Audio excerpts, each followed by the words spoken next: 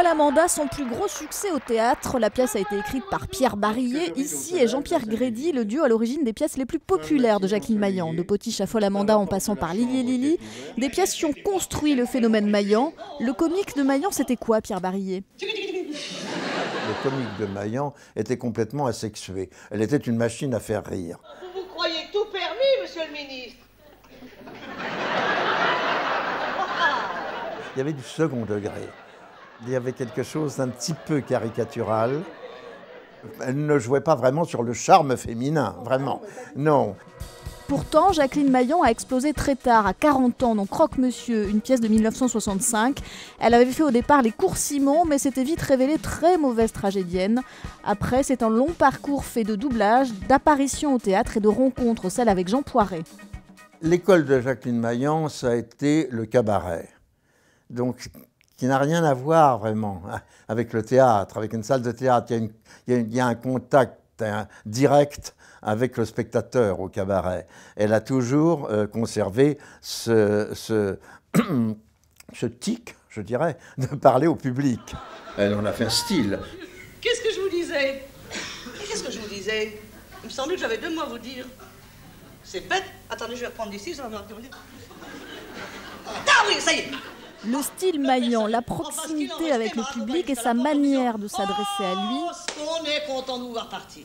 Décryptage avec Pierre Palmade qui lui a écrit sa dernière pièce. Elle avait 69 ans, lui 22. C'est elle qui est venue le chercher. Et alors, histoire qu'elle me foute la paix, ben, je vais bien l'encadrer, tiens. À sa gauche, je vais mettre le curé. Pour les techniciens de l'humour, on parle de rupture. On dit que Maillan a inventé le jeu en rupture, c'est-à-dire que tout d'un coup, elle avait un phrasé qui changeait complètement. Mon fils, ma belle-fille. Ce jeu en rupture qu'a Muriel Robin, qu'a Foresti aussi. Elle faisait un one-man show dans la pièce.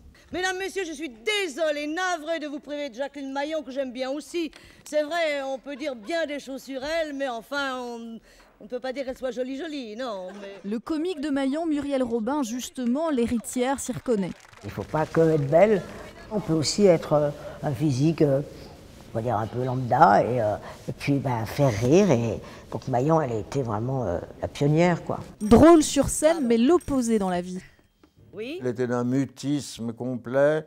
Pour lui arracher une parole, elle était sombre, Jacqueline Maillan. Moi, je disais toujours, elle se réserve pour la scène, elle recharge ses batteries. C'est vrai que si elle a décidé d'être fermée, dans la vie, elle est fermée. Mais moi, je l'ai vue, je la conduisais en voiture, boulevard Haussmann, un jour on tombe en panne, elle dit, vous allez voir ce que c'est que de Jacqueline Maillan. Elle sort dans la bagnole, elle se met à faire la circulation dans tout le boulevard pour me faire rire. Quand elle avait décidé de faire rire quelqu'un, on le faisait. Cette fois, il s'agit du bonheur de mon fils.